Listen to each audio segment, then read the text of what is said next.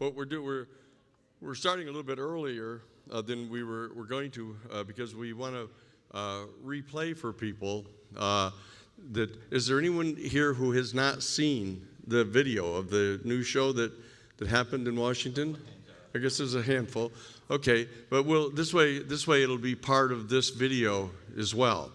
So what we're going to do is, as you probably know, like dawn 30 this morning, the detail, a kind of a military technology and culture video magazine went on the air and broke a story prepared by Leslie Keane and by Richard Blumenthal, Ralph Blumenthal, that were the authors of the New York Times piece back in December of 2017 that has begun such an important change in the era relating to the UFO phenomenon.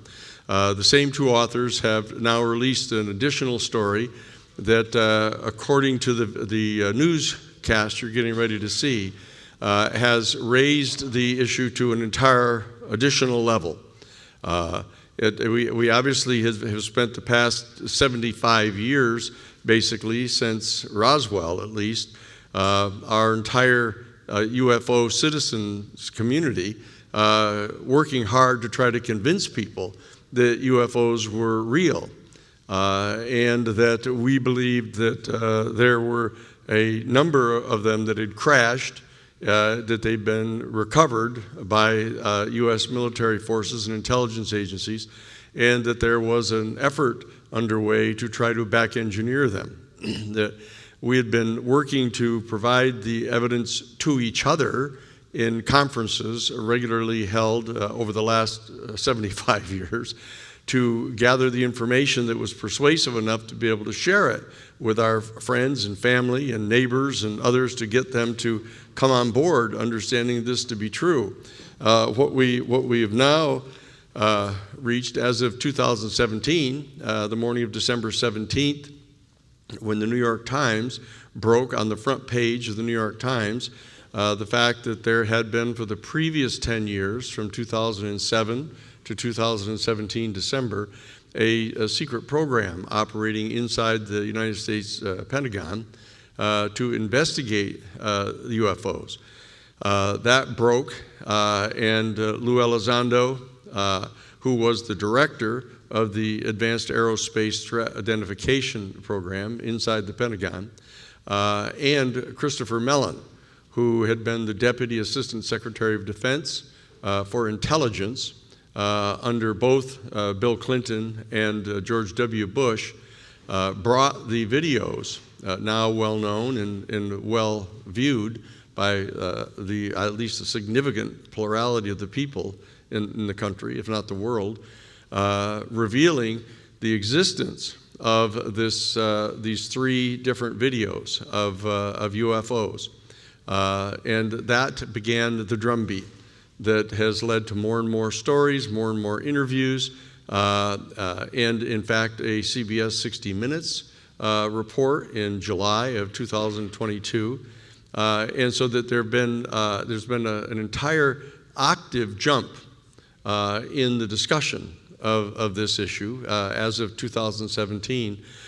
What's being reported this morning is potentially offering to have yet another octave jump in this discussion because one of the directors of the secret program inside the Defense Department has come forward and has asserted under oath to the Congress of the United States, the Senate Intelligence Committee, that our United States government has in fact recovered a number of UFO craft that are non-human in their origin, and that this has been kept secret down through the years, and there has been criminal conduct undertaken by people in the executive branch and in the military services and intelligence agencies to actively conceal this information from Congress,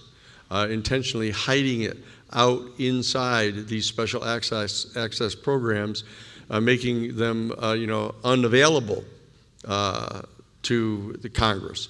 And now this person has come forward and has stated under oath what his information is, has provided literally hundreds of pages of documented proof to the Congress of the United States, and it has been picked up by the news cycle now. And Elizabeth Vargas in the news, what's this called? NewsNation.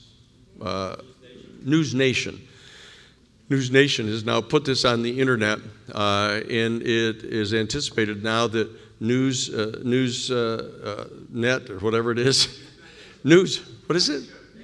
NewsNation, right? You can see that it's not the New York Times, but the bottom line is that it's likely that the New York Times is going to be picking this up, and CBS 60 Minutes and others will be picking this up. So what we want to do is we want to start our conversation here in the intensive here at the close. This is the final session of the 2023 Contact in the Desert gathering that has fallen on this particular date of the release of this information. And what we want to do is show the news coverage that NewsNation has reported, and then we're going to have a discussion. And I'm joined by Richard Dolan. Richard Dolan, as you all know here, is, and I'm Danny Sheehan, if anybody didn't know that. I'm Danny Sheehan, and that I am the President and General Counsel of the Romero Institute here in California that has a fully integrated project, which is the New Paradigm Project, which is devoted to gathering as much of this information as possible and making it available in the most effective possible way to the maximum number of people. And we are also devoted to undertaking the tasks of identifying, asking, and soliciting conversations about the profound questions that are presented to our human family now by this extraordinary set of revelations, which are going to lead very quickly, I believe, to the revelation of the fact that the majority of the people who've been working secretly on these programs inside the Defense Department and intelligence agencies in the United States have formed the operating conclusion that these vehicles are extraterrestrial in their origin. There's been some additional discussion that they display characteristics that might be perceived as being extra-dimensional because they sort of come into full view and can go completely out of full view in a microsecond.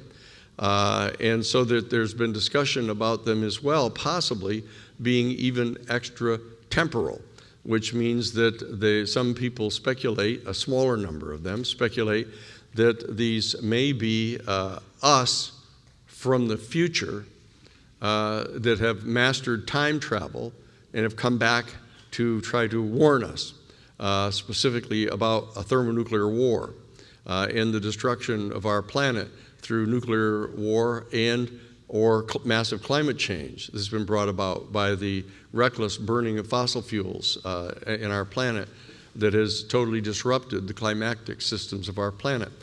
Now, but the consensus seems to be inside the agencies that have been secretly studying this and lying to us all about it is that they believe that the highest probability is that these are extraterrestrial.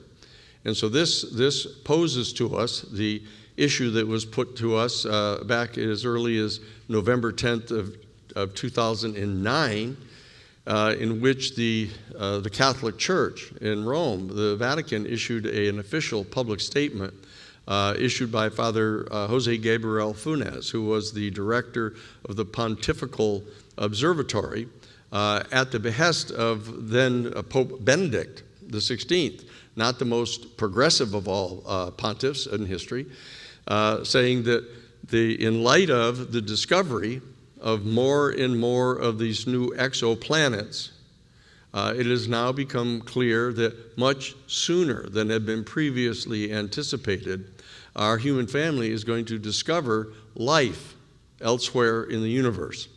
That in light of this fact, this now means that the time has finally arrived for the commencement of an extremely important conversation among the lay people to identify and address the profound philosophical and theological questions posed to our human family by the discovery of life elsewhere in the universe.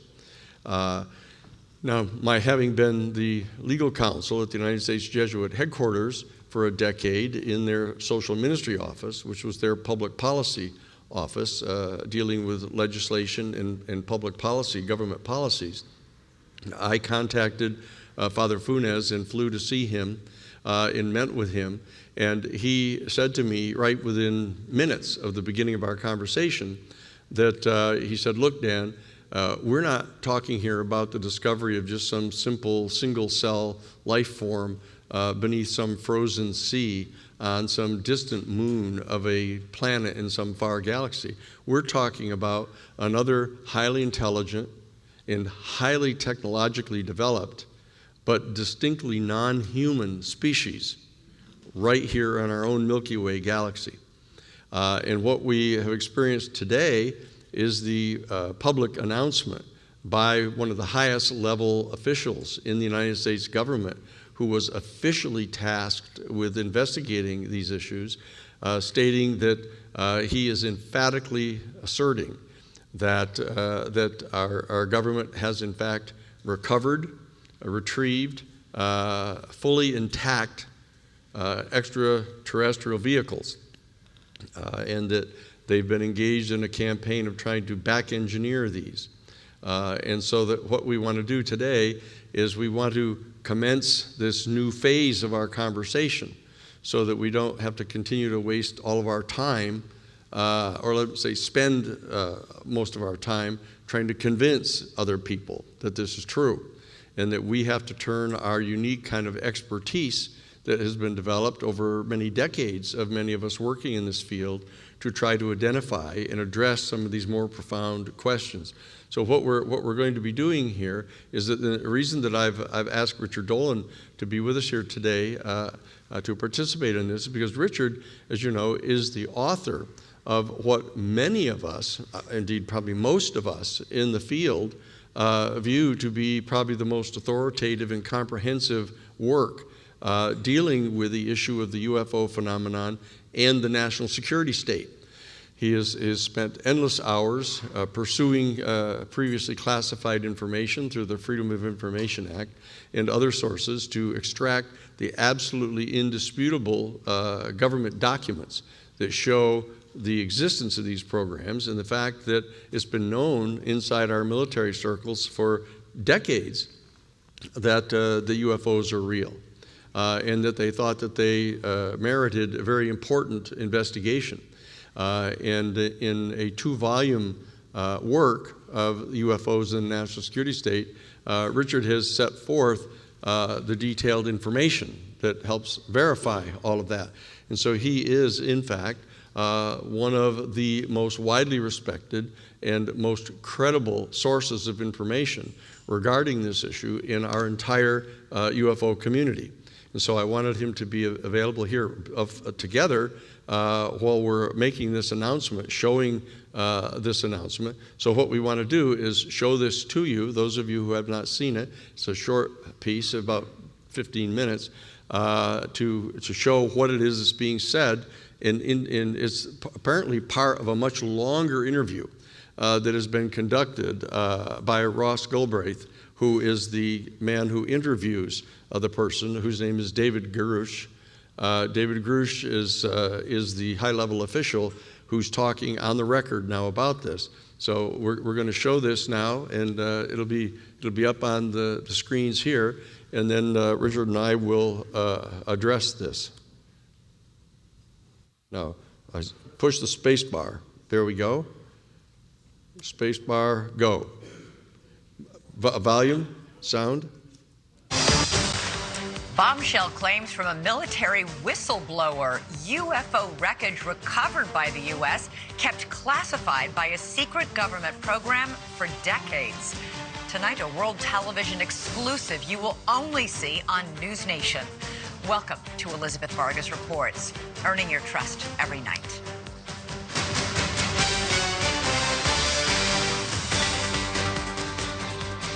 UFOs exist. The U.S. government found quite a number of them, and they are indeed of non-human origin. Those are the explosive allegations from a former intelligence officer tonight in a whistleblower complaint that the Inspector General is taking very seriously.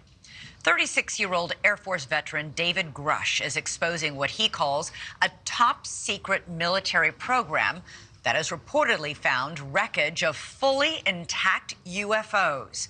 The government now calls them UAPs, or unidentified anomalous phenomena. For years, there have been whispers and rumors that the government had aircraft of non-human origin. This report is the first evidence it might be true. The Inspector General has called Grusch's complaint urgent and credible. Tonight, we have a world television exclusive interview with the whistleblower in which he claims we not only have the aircraft, but the government has been keeping much of its secret from Congress and from the public. NewsNation senior national correspondent Brian Enton is here with the story, and this is a blockbuster. It is a blockbuster. It's really hard to wrap your mind around this. I've been working on this for the past couple of weeks. I'm still having a hard time processing all of it. Over the last couple of years, it sort of became mainstream to discuss UFOs. The government has released videos. They've acknowledged that we don't know what some of this stuff is out there that we have on camera, but this really takes it all to another level. For the very first time, the world is about to hear from a former high-level U.S. intelligence officer who says the government has some of the unidentified craft in its possession. He is revealing these exclusive details about the secret government program. If you want to burn fat quickly and improve your overall health, there's one ancient ritual from the Mediterranean that can help. It's been used for centuries to enhance liver. We're all going against the wind. The wind's 120 knots from the west. Oh my gosh, dude. Wow. We have all seen these blurry videos of unidentified flying objects. Video evidence, if you will, that old tales of UFOs may not all be conspiracy theories. In recent years, Congress starting an official U.S. government Unidentified Aerial Phenomena Task Force, recently renamed the All-Domain Anomaly Resolution Office, or AARO. And now in a NewsNation exclusive, David Grusch, an Air Force veteran, former member of that task force, and veteran of the National Geospatial-Intelligence Agency, is formally blowing the whistle on secrets he says no one has ever shared publicly before. You are one of the most trusted former intelligence officials in the U.S. defense and intelligence establishment. Yes, I was. You were trusted with the most intimate secrets. Yes. Grusch sitting down with award-winning investigative journalist Ross Coulthart, who's reporting for NewsNation and has spent years reporting on the UFO question. What conclusion did you come to at the end of your time on the UAP task force? The UAP task force was refused access to a broad crash retrieval program. When you say crash retrieval, what do you mean? These are retrieving non-human origin technical vehicles, call it spacecraft if you will, non-human, exotic origin vehicles that have either landed or crashed. We have spacecraft from another species. We do, yeah. How many? Quite a number. You're kidding. No.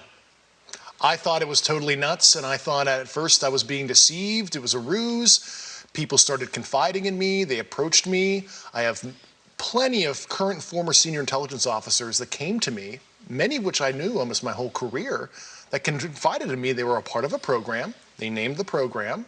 I've never heard of it. And they told me, based on their oral testimony, and they provided me documents and other proof, that there was, in fact, a program that the UAP task force was not read into. Grusch alleges the U.S. government has recovered non-human craft for decades. He's filed a whistleblower complaint saying he gave what he calls the classified proof to Congress and the intelligence community inspector general. NewsNation has confirmed David Grusch's credentials and resume. We've not seen or verified the alleged proof he says he's provided to investigators. He says he can't show us the proof for national security reasons. He also tells us he's not seen photos of the alleged craft himself, but has talked extensively with other intelligence officials who have. If you're right, if you're telling us the truth, everyone, the entire American public, has been lied to for decades. Yeah, there's a sophisticated disinformation campaign targeting the U.S. populace, which is extremely unethical and immoral. You are saying to the human race, for the first time, an official intelligence representative at a high level from the US government is saying publicly, we are not alone. We're definitely not alone. Absolutely, the data points empirically that we're not alone, yeah. Do we have bodies? Do we have species of Well, non-human? naturally, when you recover something that's either landed or crashed, sometimes you encounter dead pilots. And believe it or not, as fantastical as that sounds, it's true. It's also harder for people to wrap their minds around the concept of a crashed object from somewhere else. It's easier to accept that, yeah, we see things in the sky that we can't explain. Journalist Leslie Kane broke Grusch's whistleblower story this morning in the debrief. Ms. Kane's career has been mainstream and credible, having written a series of reports on UFOs in the New York Times dating back to 2017. He has the credentials, but there's no documents that he's handed over. There's no pictures. And as a journalist, you want to see documents, you want to see pictures. Does that raise a red flag? Not at all, Brian. I mean, you mean documents that actually describe the craft? Correct, yeah, like government documents, or to be able to see it for ourselves. Of course, don't we all want that? And the problem with that is all of that information is classified. You know, as we said in the story, everything that Grusch told Congress and told the Inspector General of both the IC, the Intelligence Community Inspector General, and the Department of Defense Inspector General, all of that information is classified. In 2017, Kane reported exclusively in the New York Times that the Pentagon had a secret UFO program. 3 years later, the Pentagon confirmed her story. Her latest report is even more explosive, but Kane says she has multiple sources who back up Grusch's story. I believe it because of all the sources I have who have told me the same thing. So who am I to doubt these very, very high-level people who have been inside these programs for decades, have done their work, and are all telling me the same thing? I mean, I don't think there's some kind of conspiracy among all these people who don't know each other to make something like this up. So I've got to be blunt about this. You're not making this up. This is not a lie. No, absolutely not. It's time to introduce you to the new Patriot Power Generator 2000X. It's our newest solar power. Because everybody watching this right now is looking at your face. They're going, is this guy for real? I am for real. And I'm sitting here at great personal risk and obvious professional risk by talking to you today. And just within the last 10 minutes or so, the Pentagon has released a statement to NewsNation about this report. They say to date, AARO has not discovered any verifiable information to substantiate claims that any programs regarding the possession or reverse engineering of extraterrestrial materials have existed in the past or exist currently. AARO is committed to following the data and its investigation wherever it leads. AARO, working with the Office of the General Counsel and the Air Force Office of Special Investigations, has established a safe and secure process for individuals to come forward with information to aid AARO in its congressionally mandated historical review. AARO's historical review of records and testimonies is ongoing and due to Congress by June 2024, and AARO welcomes the opportunity to speak with any former or current employee or contractor who believes they have information relevant to this historical review. And Elizabeth, we know that David Grusch, he's filed that whistleblower complaint. He's been on the record under oath testifying to many of these things that he said in our report tonight. Right, and it's important to point out that this statement from the Pentagon from AARO, Grusch is alleging that this top secret program is keeping it a secret from AARO. So. Yeah, exactly. And if Grusch is, what he's saying is true, the spokespeople, all of those folks at that level wouldn't even know this was going on anyway. All right, I got to ask you, he has a compelling story to tell.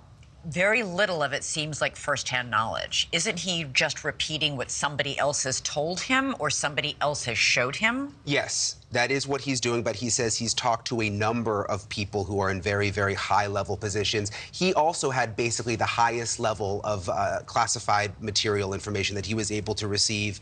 We went back and checked over, his history, all of his credentials. Check out completely. Unfortunately, there's in addition, a couple people have come forward publicly to vouch for him, people who are high-ranking. They have, and this article first came out this morning, and I think it's interesting that, there hasn't been any sort of effort to discredit what he has said either from the Defense Department. So interesting. So what happens, and have we had any reaction, by the way, from members of Congress who have been taking this seriously in the last couple of years? We've seen congressional hearings. We've seen NASA's hearing just about a week ago on UFOs or UAPs, whatever you prefer to call them. We've seen the DNI give a briefing to the White House on this. When we've been hearing whispers and rumors for years. I remember even former President Trump, when he was in office, sort of saying, oh my gosh, if you knew what I knew about UFOs. Yeah. So there's always been this intrigue. There has, and think about it, Elizabeth, if you go back 15 or 20 years, if we were sitting here talking about UFOs, people would think that we were nutty. Now it's gotten to the level of where it is somewhat accepted because the government has come forward to a certain extent and acknowledged that there are these videos that exist. The Navy has released the videos themselves and said, we're not sure exactly what this is that we're seeing. Of course, what Grusch is saying really just sort of takes it to the next level. Boy, it sure does. It's almost impossible to believe. All right, Brian Nenton, thanks so much. Thank you for watching. Go to newsnationnow.com to find NewsNation on your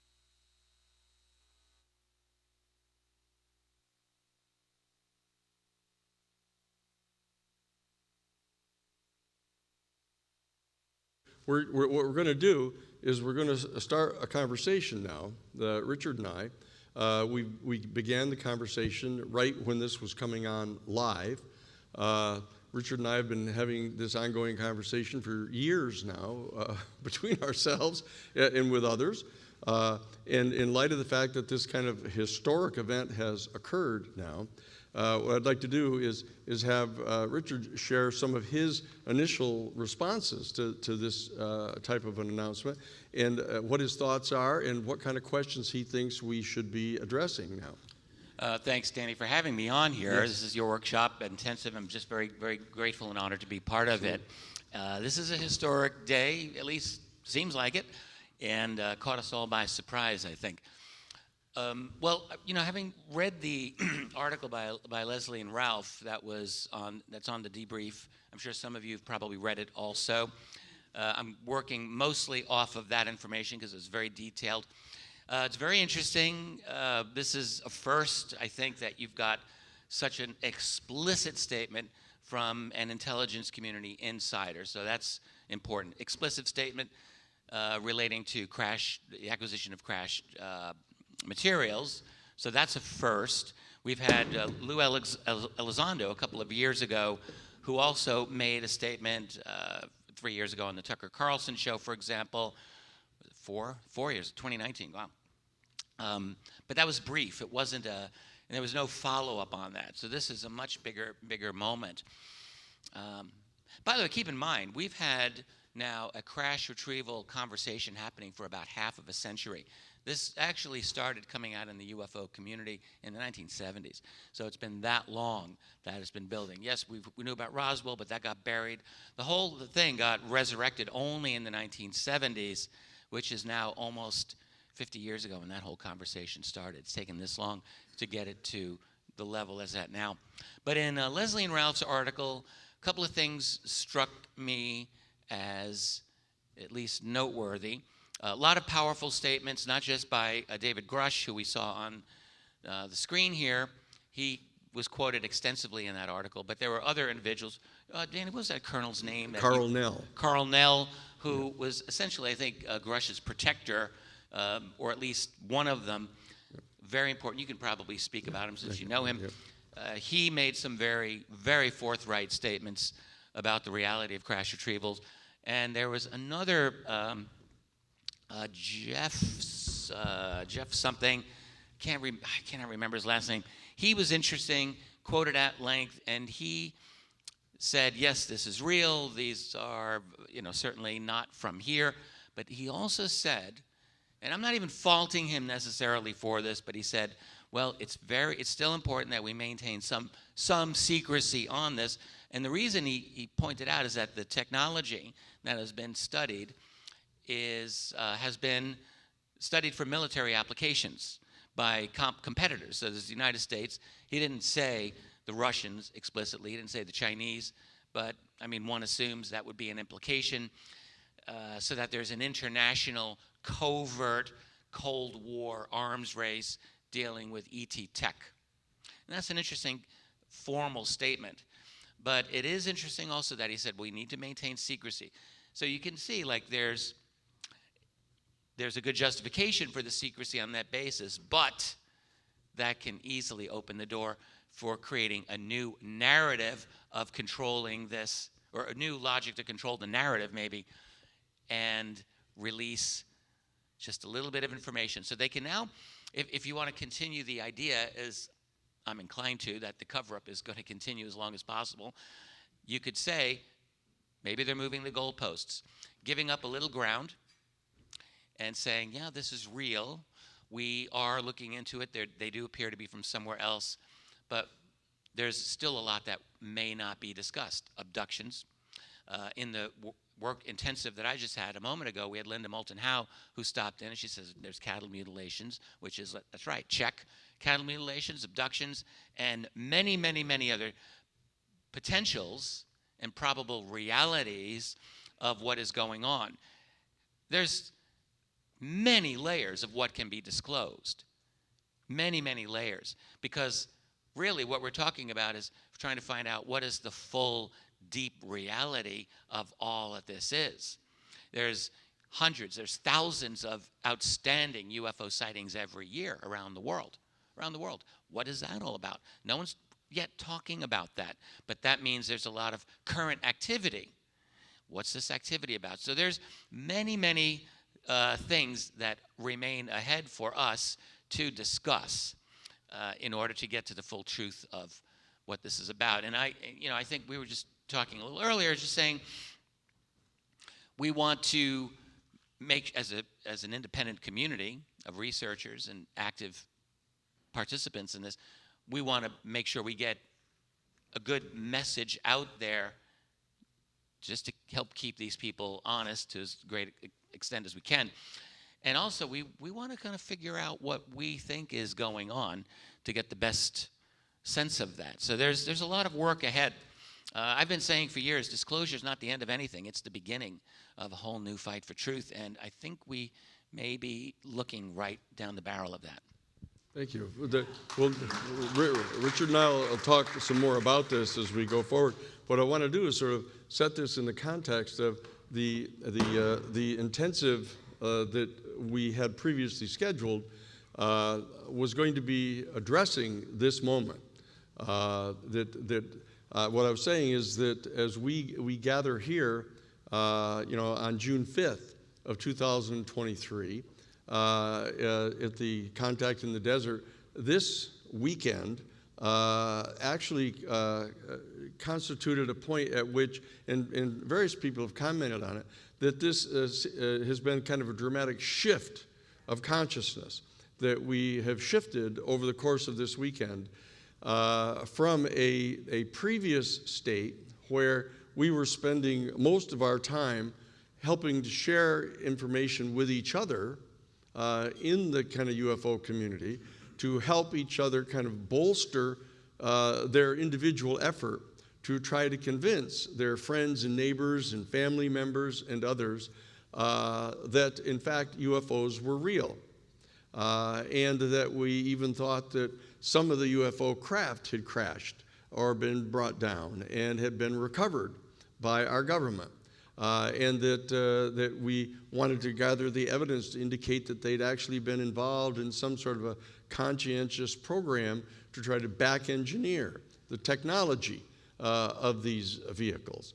And that we were also, a fair amount of attention was being devoted in a lot of these gatherings over the past 75 years to the fact that we were convinced that there was this active suppression program going on, that the Air Force and the Defense Department and the Central Intelligence Agency actually had official programs underway that were covert and clandestine. And in fact, Richard, in his 2-volume work on UFOs in the national security state, actually published some of the documentation that actually shows that there was this active campaign going on to discredit regular citizens. And we're not talking just about high-ranking officers who were threatening to violate their national security oath to reveal this to the media or anything, but these were regular citizens who had seen a UFO,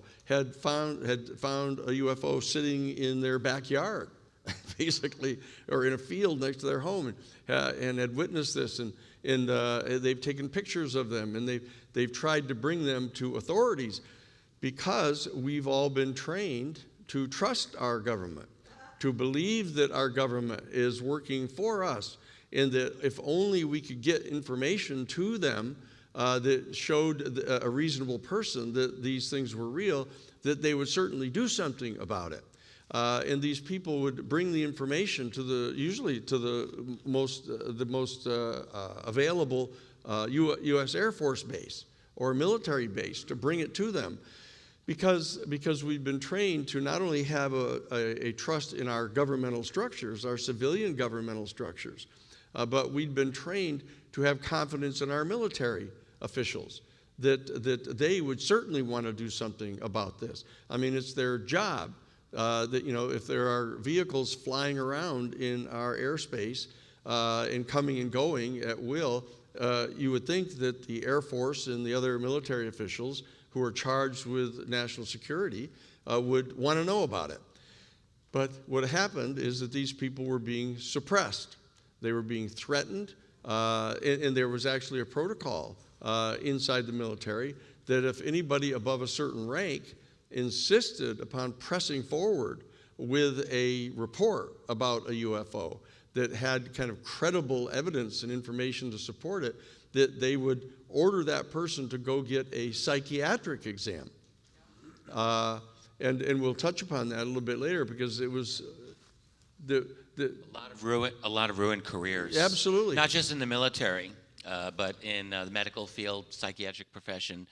People lost their licenses, lost their jobs for decades. Yeah, and they would contact people's employer and say, well, you know, this person is reporting UFOs to government officials, going around trying to get government officials to believe there are UFOs flying around, you know, and would terminate their career, ruin their family lives for people.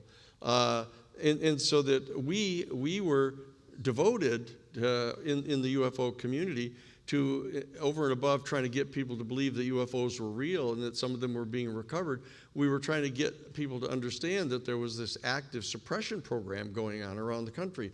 What we have here now, today, this weekend, we have discovered that now all of a sudden, those major issues are all being officially reported now.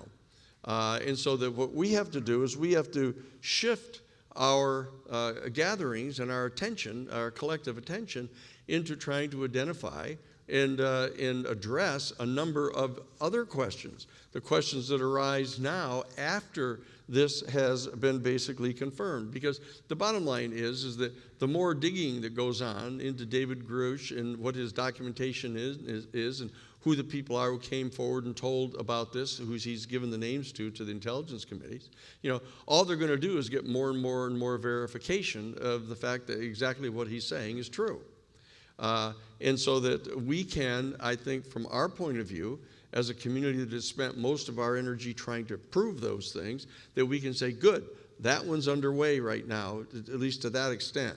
And what we can do then is we can turn our attention to attempting to deal with a number of other questions. What I've done is I just want to put out to begin our conversation together some of these things that for example, do we believe as a community that the national security state apparatus that's been set up in our country under the National Security Act of 1947 after World War II that created the CIA and later the NSA and the DIA, Defense Intelligence Agency, et cetera. Do we believe that, that these people are in fact still engaged, certain elements of them, in attempting to suppress this information? And so do we believe that they are going to do everything they can do to refuse to voluntarily start giving this information up? Just because Lou Elizondo and Chris Mellon happens to have brought some videos to the New York Times, or even now that we've got David Grusch bringing documentation and stuff to the U.S. Congress, does our community actually believe that they're the other people they call the legacy group is actually going to just voluntarily cough this up? I would say no. I think we don't believe that. Are we convinced by the evidence that we hear from David Grusch that they've recovered these vehicles? Absolutely yes. And do we? One of the more problematic issues is, what is the state of our thinking and evidence about this as to whether or not our United States military and intelligence agencies and major defense corporations, have they succeeded to any particular degree in successfully back engineering any of this technology? Have they, for example, figured out what the propulsion system is of these vehicles?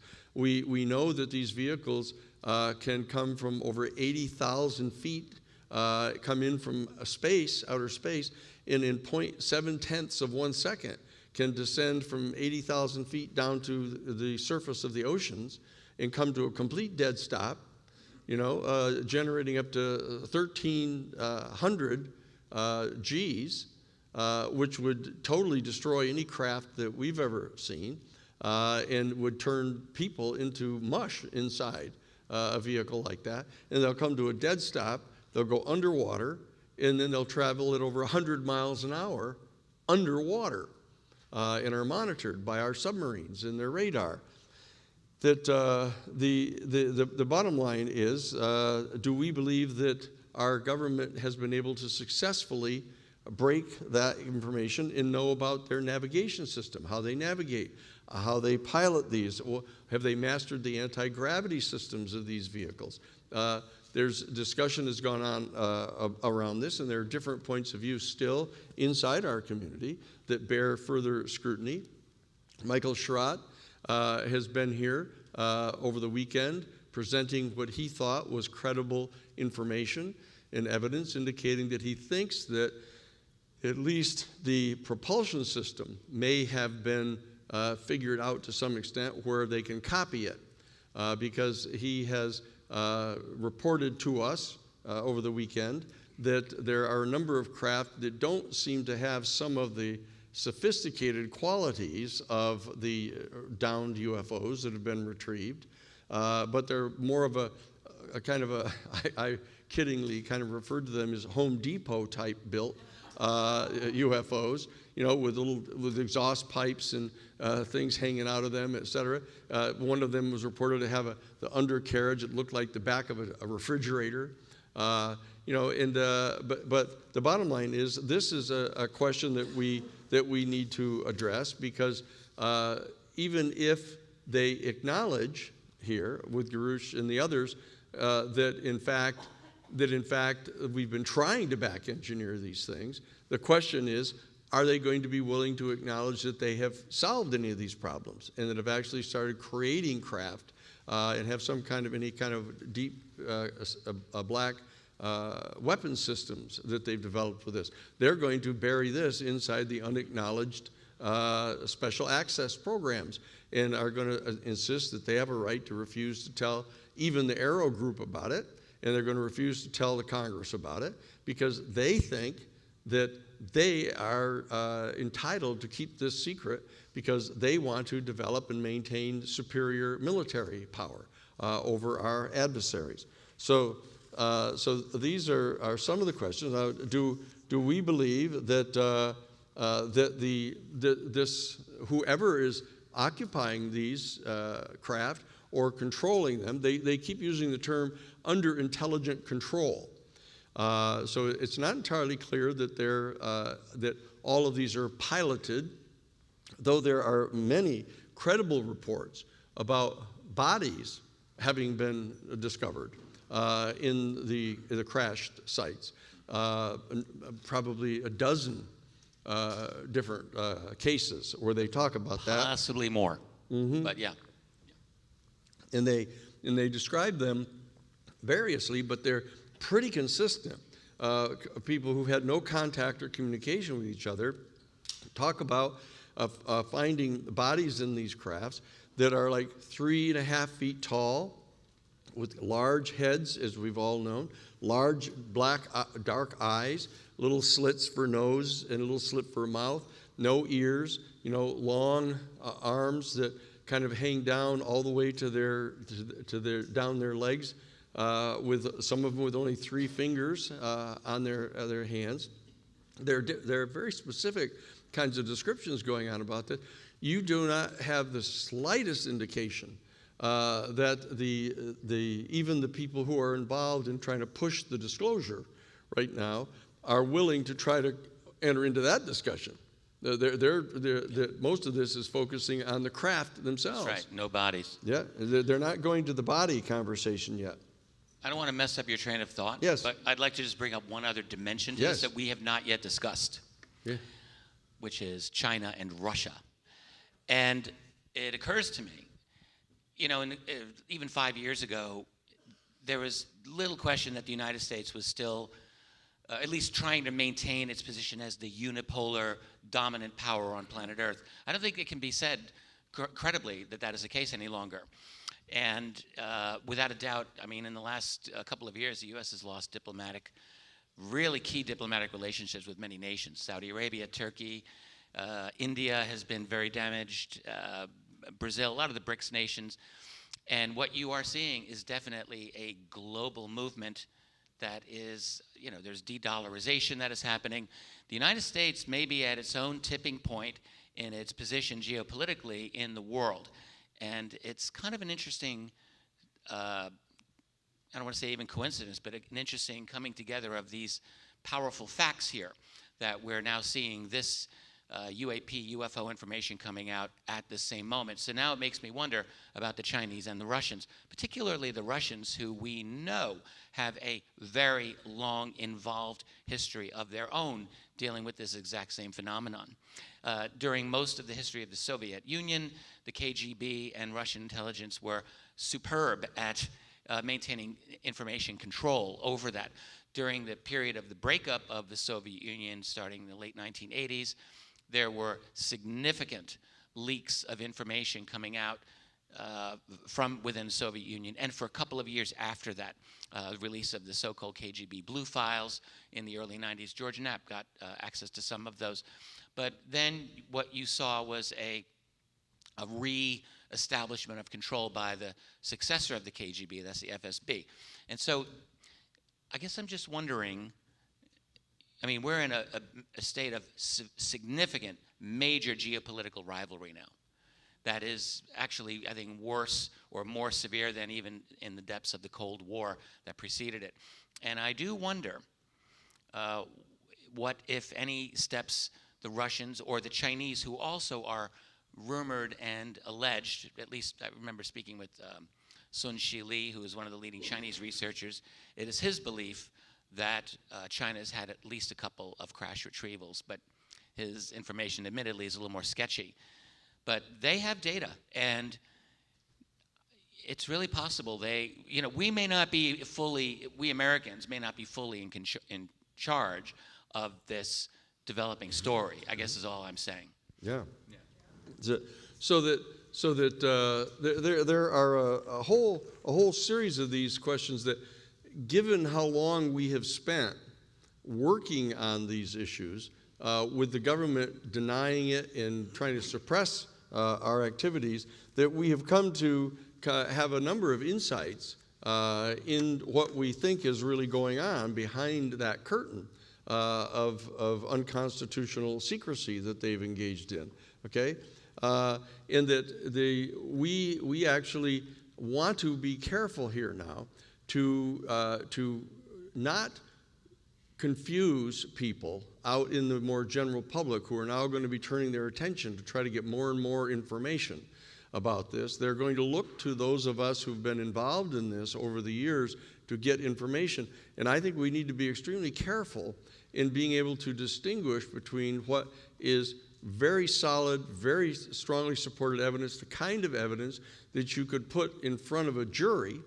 And I come at this basically as a trial lawyer and having had 50 years in this field of what kind of proof we could put pursuant to the rules of criminal and civil evidence in front of a jury and have a good faith belief that they're going to conclude that this is true from mere speculation. There's been an awful lot of speculation. Well, when we were in a situation where we had the luxury of still throwing ourselves up against the front brick wall, you know, of the secrecy here, that people could spend a lot of their additional time speculating. But now that we've, in a sense, broken through this wall, and we realize that there's the rest of the world is going to be much more interested in getting reliable information from us, we need to exercise care to make clear where if we're speculating about something, that we say that, okay? In what we are able to, one of the things that we want to do at the Romero Institute with our new paradigm project, which you can start to get information about now. We have the website up, which is Romero Institute, R-O-M-E-R-O, romeroinstitute.org/new paradigm alerts, plural, okay? And that we're going to be providing weekly reports, you know, in conversation with all of our friends and stuff around to start getting reports out to the people who have over the years come to have some confidence in us because of our work on the Pentagon Papers case, the 3 Mile Island case, the Greensboro Civil Rights case, the Karen Silkwood case, the Iran-Contra case, other cases that we've done, that they think that we're fairly credible in the kind of reports that we file. And so that we're going to be trying to provide clear information for people to start increasing the circle of people in our country that now are convinced of the things that we believe there's convincing evidence to support. And that we want to be able to distinguish between this and what are, in fact, speculation. Now, this is kind of overdue. Yes. This is overdue. This is overdue. So, yeah. You know, and we've cast a wide net in the UFO community, and even in a lot of the conferences that we have people who we've been very open-minded and have people come in and present all kinds of information. And we have in the past made some mistakes. There have been some people who've come in and start laying out this kind of, you know, not only speculation, but, you know, clearly duplicitous and false information. And not all of them have been agents of the government.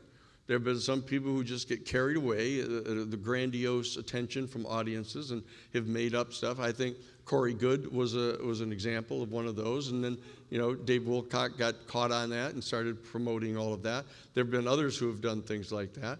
And we have to exercise care now that the whole world is watching our community.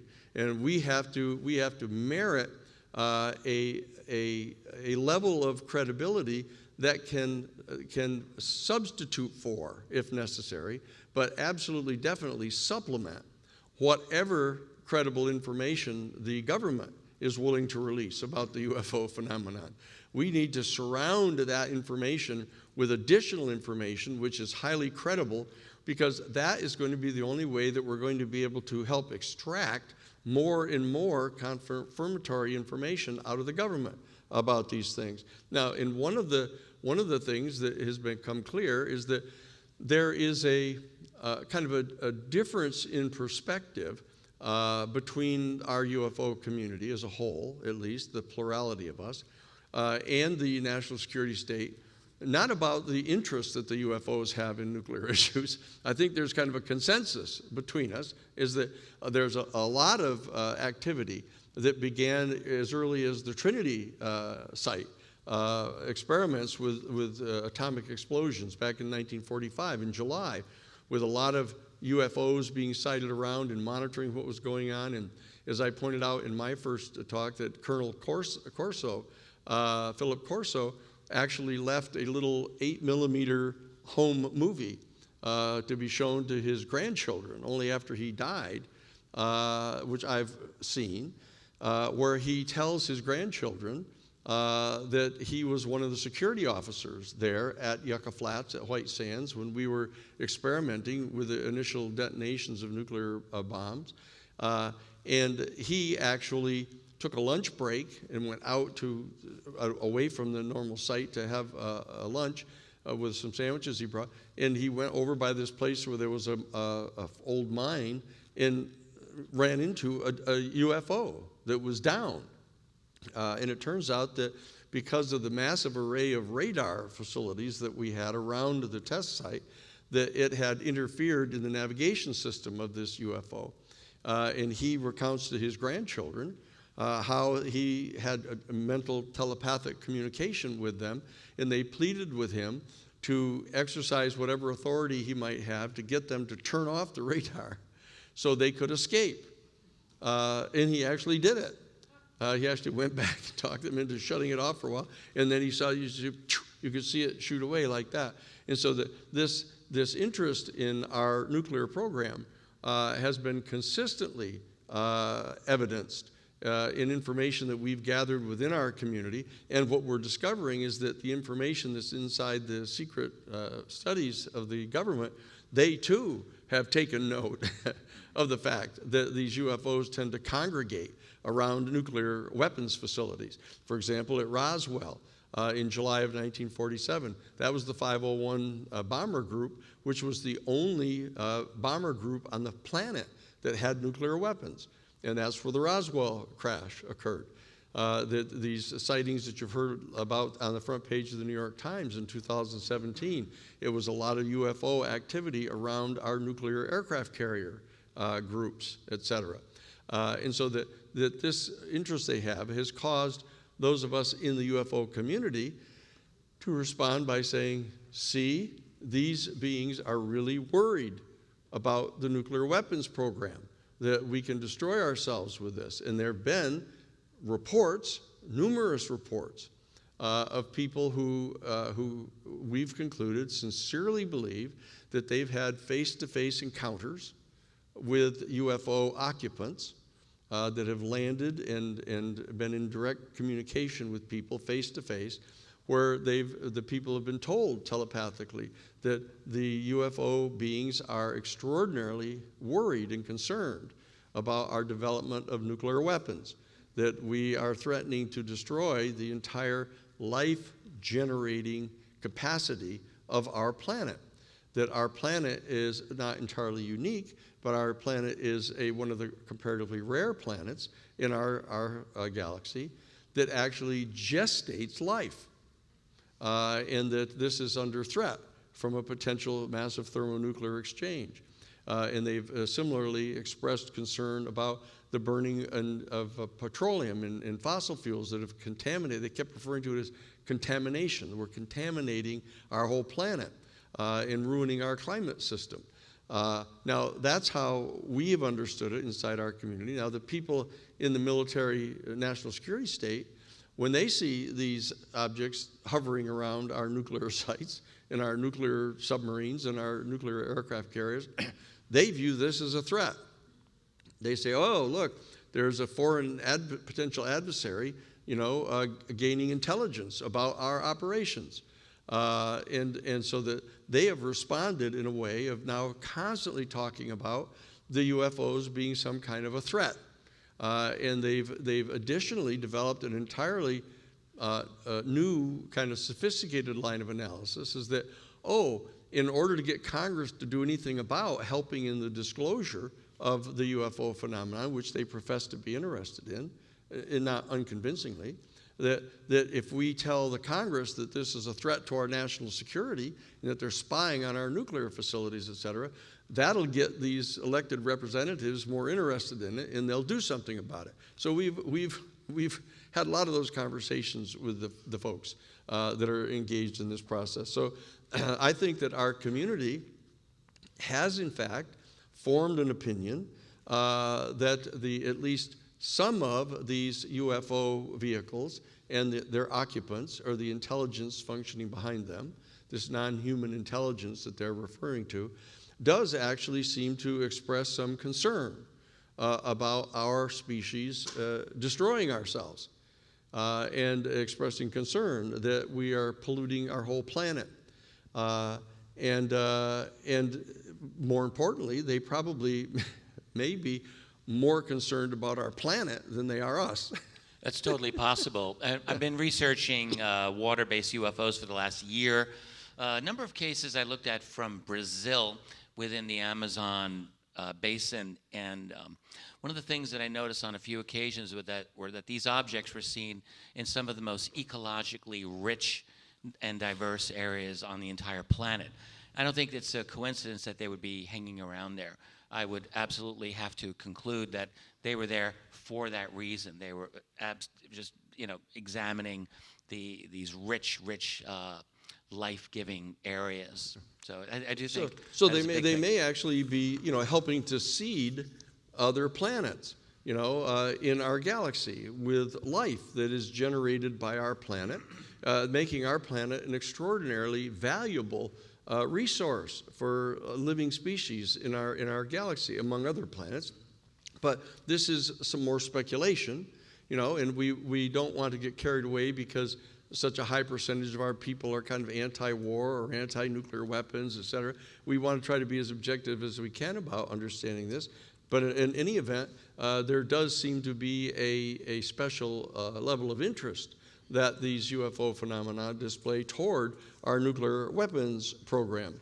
Now, the questions that we need to ask ourselves are very pointed, that are, in our judgment, are not likely to be confronted or addressed in any of the information that the government is willing to release to us. And one of these primary things of concern is the issue of the abductions.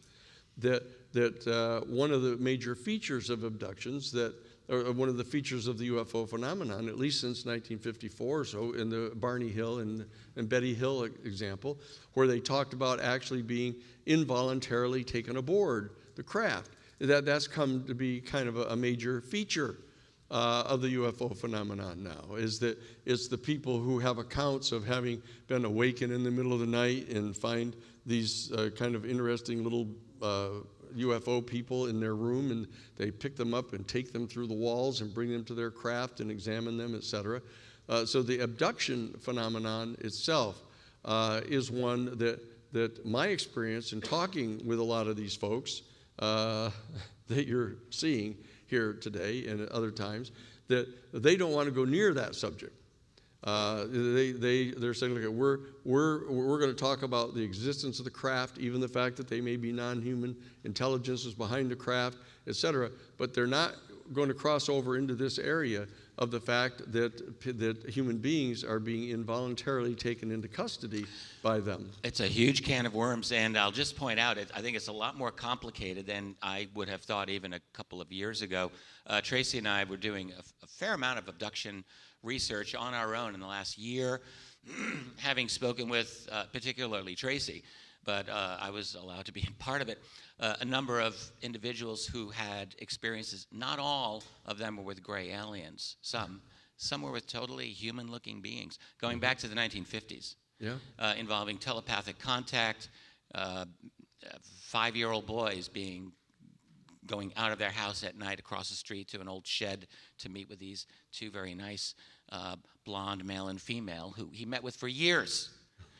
We interviewed this man at great length, and his wife, absolutely honest man. There's not a shred of doubt in our mind. And this went on for a long time with him, and he's not the only one. There's so much going on with this whole concept of abduction, being taken, and thank you. So it's going to be a lot to unpack that all, to sort out the tangled threads that this phenomenon is. I think some of it, yes, does seem to point to gray-type aliens abducting people to create hybrids of some sort. That's an agenda. I think there's multiple agendas going on with that, and it can get complicated. So what we're saying is that we, I think, in the kind of civilian UFO community, have to turn a lot of our attention to some of these areas that we have a very good reason for believing that any disclosure process that is going to be undertaken on the part of our government authorities are not going to want to touch at all. And so while at one and the same time we're trying to stimulate them and do everything we can do to reveal as much as we can get them to reveal, there's going to be other information that we're going to have to really be the primary mover of this information into the public, and so that we want to begin to exercise a great deal of responsibility and care. And so that we want to bring in additional experts who now may be much more available for us than had been available down through the years, to come in and try to figure some of these things out, even without the affirmation of the government to be involved with this. Now, one of the extraordinarily important questions that we're going to need to ask as a civilian population is, whether or not there's any evidence of our government officials having any direct communications with this intelligence behind the UFO phenomenon. Because it's extraordinarily difficult to believe that with the number of instances of the UFO sightings and landings and recovered craft and recovered bodies that the evidence seems to support, that our United States government would not have taken active steps to be able to establish communication with the intelligence behind these vehicles, to try to communicate with them, to have some kind of a discussion with them. And so that this is very important, because from a legal point of view and a juridical point of view, one would assume that these type of conversations would not only have been undertaken, but they should lead to some sort of understanding. An agreement or even a treaty. Yeah, some kind of an agreement or some kind of a treaty. And the question that arises is, when you have a treaty like that, what is it what are the benefits that would have been understood on either side of the treaty negotiation that they were after? What is it that the intelligences behind the UFO phenomenon might want to get our government officials to agree to not interfere with them doing? What are the kind of things that we might, or at least the people that run our government might, insist upon trying to extract from them? Now you remember that Philip Corso, Colonel Corso, following the Roswell crash, he wrote this book called The Day After Roswell, and he asserts in that book that he was in a very high-level position in the United States Pentagon, in charge of the ascertaining and development of foreign technology. And he asserts that he was put into possession, following Roswell, of some of the technology that was recovered from the Roswell crash. He asserts that actually the night vision technology that our United States military exercises now, which you see all kinds of stuff on the news of them running around seeing everybody looking green at night, that technology came from the Roswell crash. He asserts that, in fact, the microchip, the actual silicon chips, came from the Roswell crash that kind of spurred the entire computer generation, even up onto the AI stuff that came from there. Now, one of the things you don't hear so much about, very interestingly, is he asserted that one of the technologies that was recovered from the craft that he was put into possession of was a helmet that was actually apparently worn by the pilot of the Roswell UFO, which they believed that was a means of navigating and piloting the craft, that the craft apparently may have been run by telepathy. Or brain-computer interface, a Yes. BCI, Yeah. possibly. And so these are things that it's possible that the people in the military have been seeking access to some of the technology that they have, because there does seem to be an inordinate fixation on the part of the military-industrial complex on focusing on the technology of these vehicles, in that they view that as another reason for maintaining the secrecy, because they would like to be able to get a competitive advantage over their perennial adversaries, and their perennial adversaries on our planet vary from time to time. That it could be Russia at one time, China at another time, it's Iran at another time, it could be, somebody in South America at another time, and so the state of development that our human family is in, that we still seem to be trapped in this dialectical second paradigm worldview, where we seem to derive our sense of self-definition in conflict with an ultimate other. And that the danger, of course, is that would start to happen now. As soon as the military-industrial complex encountered a foreign intelligence from another planet, another star system, that they would instantaneously start to organize themselves and structure themselves in an adversarial position vis-a-vis them. And yet, as Lou Elizondo has said many times, one of the things that baffled him the most when he was the head of the Advanced Aerospace Threat Identification Project inside the Pentagon, he said when he would go to these high-level military officials and report to them the kind of information that he was getting about the existence of these UFO vehicles and the kind of many kind of occasions on which they would be sighted, he said they did not seem to respond as though that was a threat at all. They just seemed to be more or less indifferent to it.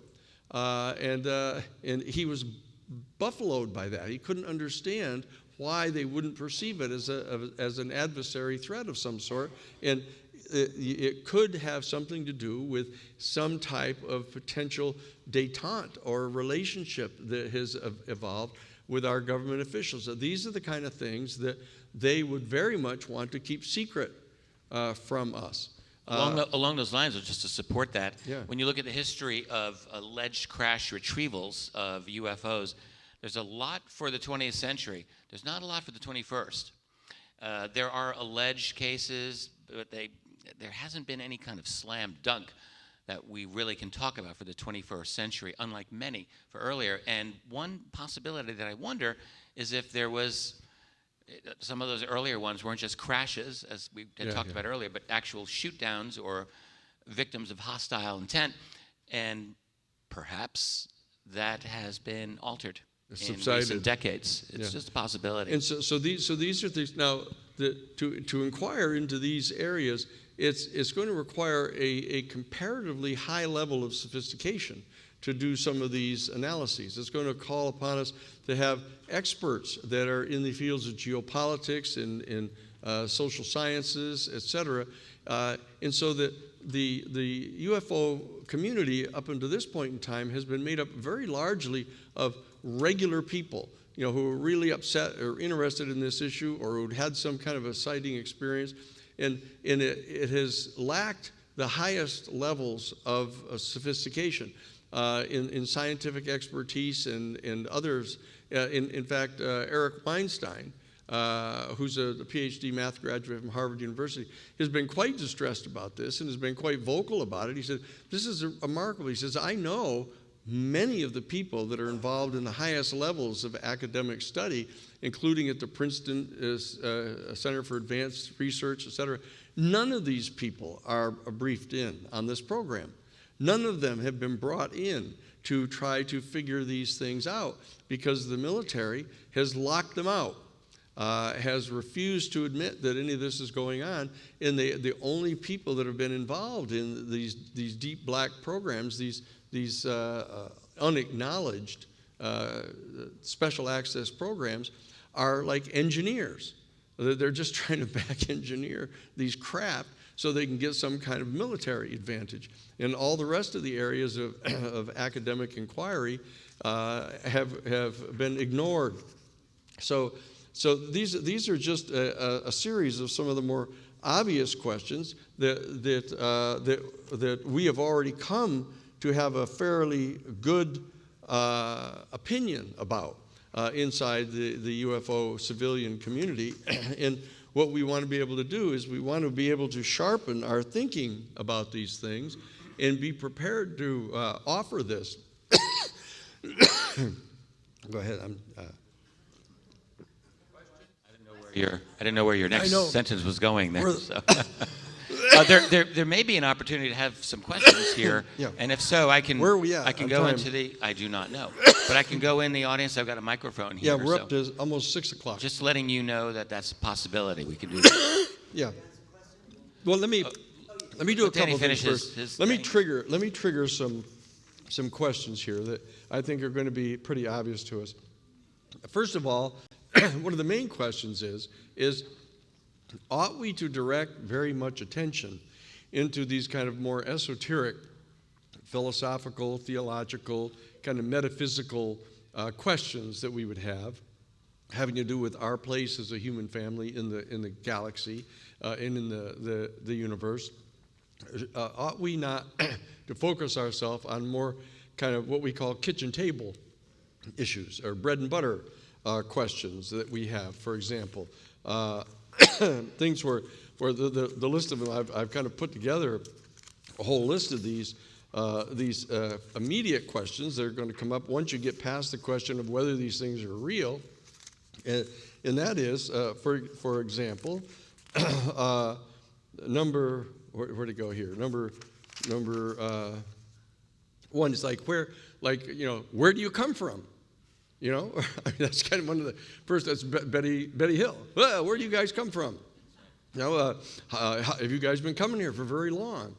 How long you've been coming here? What's the story I hear about people being kidnapped and stuff? Are you guys going to tell us about this? What's your civilization like? How old is your civilization? How long have you had to develop technology and things? These are some very immediate questions that people would have to place to them, but and a lot of people will have those immediate questions. But those of us who are in the UFO community, I think that we need to really direct some significant portion of our thinking into these more sophisticated areas of what are the philosophical implications of our place in the universe. What kind of impact would this have on developing a new worldview? Having an entire new paradigm human worldview that would integrate into our previous worldviews and amend them to take account of a different place that we have in the universe. These are extraordinarily important questions that we're going to have to come. No, I've got about 3 of them here. I just, but anyway, there's a whole series of questions that are going to come up. And so that what we do is so we've had about an hour now, and so that it's Richard's much better at this than I am of asking people lots of questions. So let's have some questions, and then I'll go into the audience so people can use this microphone and we can hear them. And let me go across this way here. It's important to understand this is being recorded now. And this is going to be, the Contact and Dead is going to be making this available. We'll have copies of it at the New Paradigm Project from the Romero Institute. And so we're hoping to kind of have a reasonable conversation about this. And let's not spend a lot of time just throwing out wild speculation, things that are going to have people say, look, people are nutcases here. Okay? So right. how about we like the way we do it in panels when people want to ask questions? Maybe we can have them line up. Sure. What do you think? Is that okay, guys? You want to ask a question? Alan's in front. He got here first, and anyone else can just line up. And I'm going to give Alan the microphone, and you can have at it. Hold it up close. Sure. Guys, we are at such a momentous time in history, in human history, that this is the paradigm shift. This is what the Romero Institute has been preparing for, this worldview change. But the But what's implied in the UFO phenomenon, what we see with alien abductions especially, it's not happening in this reality. Our concepts of time and space and who we actually are as human beings, that's the shift of paradigm. That's not just that aliens are here, but how are they here?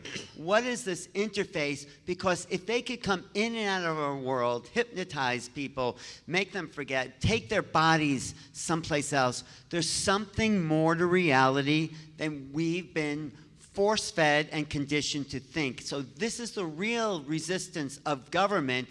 It's what Timothy Leary used to say about LSD. It's not that it was harmful, it's just that you think differently than other people. Not to promote LSD. But we will be thinking differently than other people because we acknowledge there's more to reality than we've been told, and this is the government's resistance. That's my opinion. Any comments? Thanks. Alan, do you take Sure. that?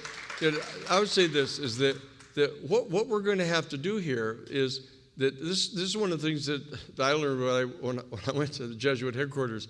You know, I would go out with Father Bill Davis and others, and we'd be talking to citizen groups and stuff, and he'd be talking to them about Latin America and some of the American policies and stuff like this. And it always struck me that he was being way too gentle about American policy. You know, he was asking questions about, you know, did people think that maybe we were supportive of, you know, some of these dictatorial regimes. And, you know, I would get totally frustrated. I would start jumping up and down and say, what are we talking about? We all know what they're doing. Why don't we just tell the people all about this? Because what happens is people raise up shields immediately. And so what I'm talking about, what we have to try to develop here is an ability to start sharing information with people and understanding, like in a Sufi poem has like 4 or 5 different levels at which it can be understood. You have to program what it is you're saying in a way where people at different levels of understanding can get adequate information without just overloading everybody at once. So that's the thing. So that this whole thing about this is some completely alternative dimension of reality where we don't have any footing, any grounding, any kind of understanding of what's going on. You don't want to necessarily just throw somebody completely right into the ocean if they don't even know which way is up or down. I just want to say, I think Alan has a fantastic point, which is like this phenomenon is going to threaten to overturn our whole reality. But I see where you're coming from, too. You're like, hey, one step at a time. We've got to ease into this ocean. That's, I think, Danny's. There's a rude awakening coming to humanity, and either they're ready for it or they're not. Just like these abductees, it's a rude awakening. So let's just brace ourselves. Let's throw it all out on the table. Let's government out there, and then let's tell them how reality is not what we thought it was. And then we've made a revolution. Make it happen. So I want to congratulate you on your penultimate capitalization. And I also want to present, as you know, I work with the astronaut Gordon Cooper, who was the great pioneer in outer space on UFOs, and he wrote this in his final book, Leap of Faith, quote, and I think this is very relevant for what you just said. But as I see it, our government is now trapped in a big box of old lies. It's going to take a lot of courage on the part of some future administration to say, quote, folks, our government has been lying to you all these years. Now we're going to come clean and tell you the real truth. As I said, that's going to take a lot of courage, something that doesn't seem to be in surplus of in Washington these days, quote unquote. Yep. So Gordy and I worked behind the scenes. I was involved in crash retrievals. I made major announcements to the press, world press in Mexico City in 1979, a smoking gun that was not covered in the United States. All I can say, this is the time to go ahead. Clear out the smoke. Keep up your great work, you and Richard. God bless. Thank you, Doug. Thanks, JJ. Actually, you guys talked earlier about the importance that aliens really do not like nuclear weapons. And even though I think, of course, what Grusch was saying, he's pointing probably to evidence from the 40s, 50s, 60s, maybe even in recent times, I couldn't think that this would not happen if they really do come out with things at a better time, because we are at the verge of so much chaos right now and possible nuclear weapons of war taking place maybe in the next year or two or even sooner. So let's hope if we move, like Ronald Reagan said, we would all be more peaceful if we realized that we were not alone in the universe. I didn't quote him properly, but maybe you can, Richard.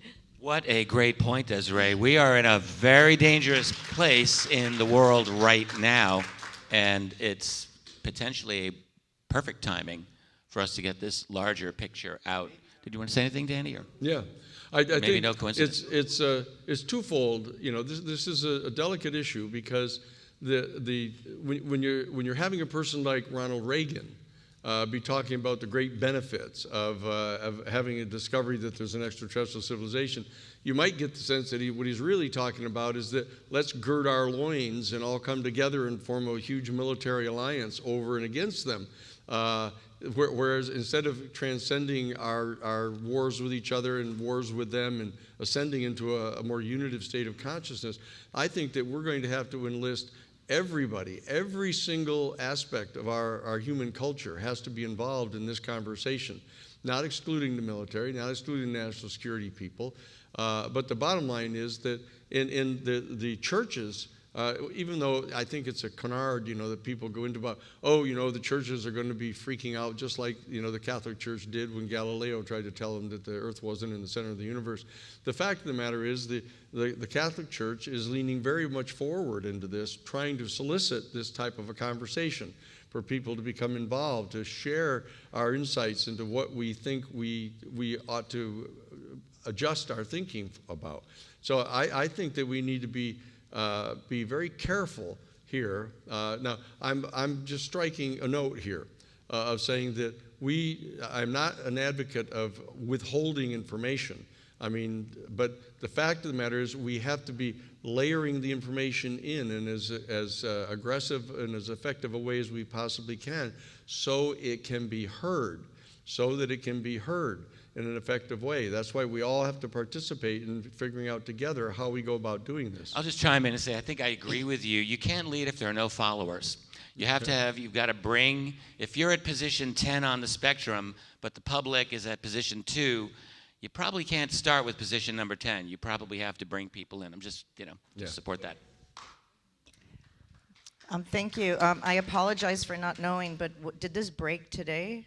Yes. So then today is an historic day for all of us. Yeah, and again, I thank you all. But my crazy little, blue sky Pollyanna question is, now what do we do? No, seriously, how do we get the House and the Senate to basically give us the truth on the things that, what agreement? Was it Eisenhower? I don't know. What agreement has been made? And now, what do we do? It's like, what do we do? What do you guys do? How do we get the effing truth? We have to lean forward. We have to lean forward into this, and we have to be considerate. We have to be polite. We have to be caring about our fellow human beings. And what we want to do, I think, above all things, is not descend into a dialectic where we are characterizing people that don't agree with us as bad guys, and that, we're all good guys, there's all these bad guys. That what we have to do is try to transcend this will to the dialectic in trying to kind of create a conflict in order to try to get attention. That I think that what we've got to do is keep coming forward with positive information, positive energy. That's why we've set up the New Paradigm project at the Romero Institute. We've spent 50 years developing relationships with media people, with civil organizations, unions, with legislatures, et cetera. So we're going to try to do everything that we can possibly do. Each one of us finding ourselves where we are in this process need to consider whether we're going to make this a top priority in our lives. That's one of the things we're talking about doing at our institute. We've been involved in an awful lot of things. We've been doing an awful lot of work on legislation lately. As you know, we worked on the Dakota Access Pipeline. We defended Chase Iron Eyes, who the Tiger Swan Private Military Corporation designated as the leader of the Indian uprising against the Dakota Access Pipeline.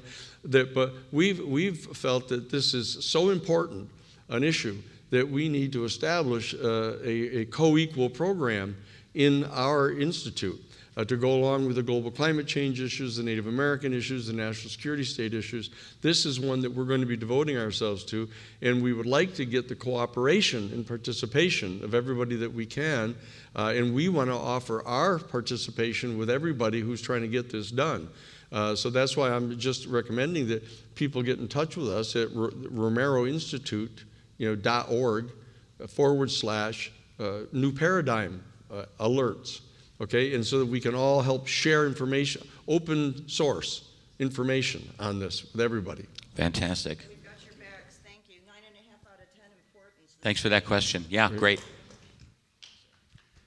Thank you. In true ditto fashion, I guess all I can do is repeat what was said above.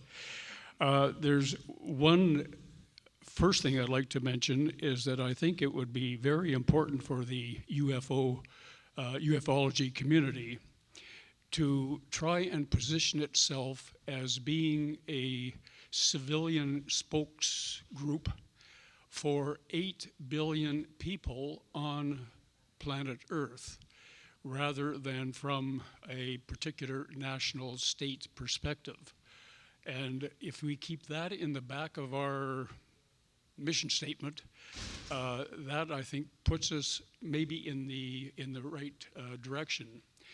Secondly, I would hope that we would be able to recruit some professional people who have devoted their lives and careers to this kind of diplomatic, quote, foreign policy, unquote, perspective. Like Alexander Wendt at, Ohio State University.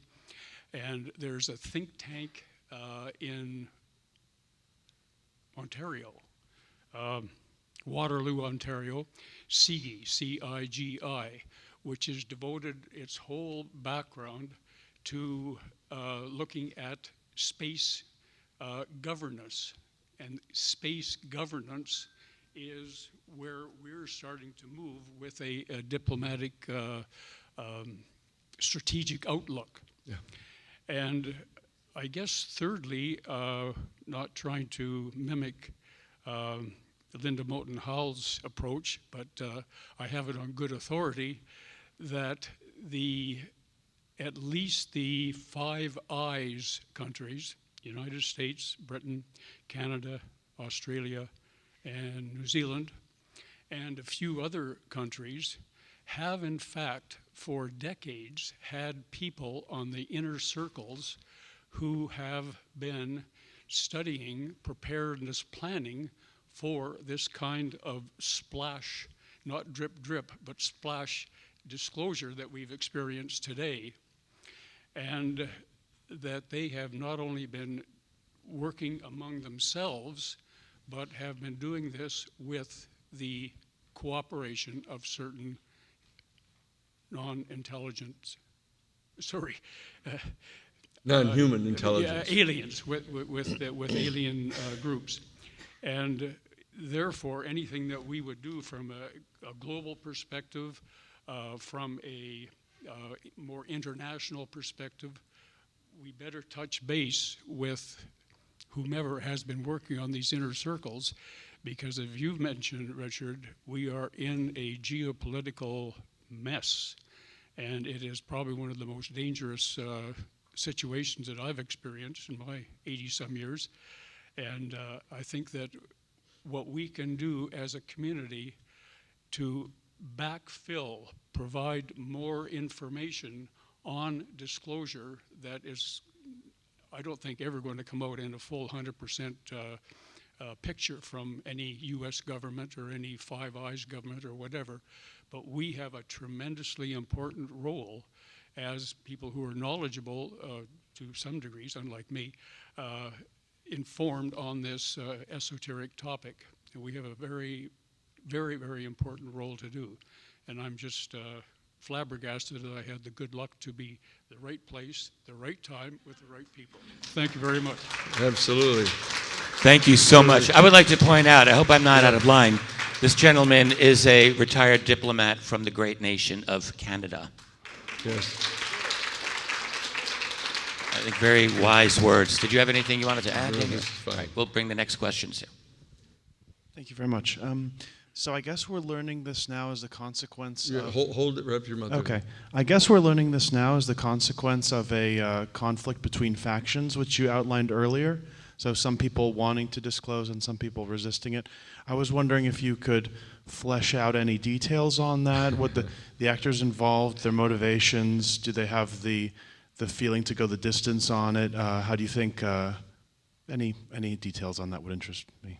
Thank you. I can say a little bit about it. That for those of you who were at the panel, the disclosure panel the other night, I was attempting to say something like this, is that it's important to understand that